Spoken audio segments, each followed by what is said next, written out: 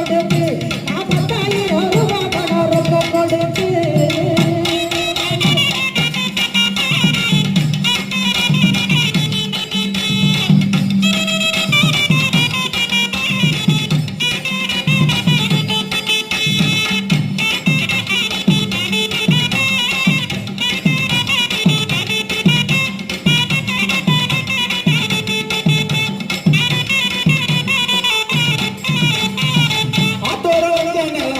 கொடுத்து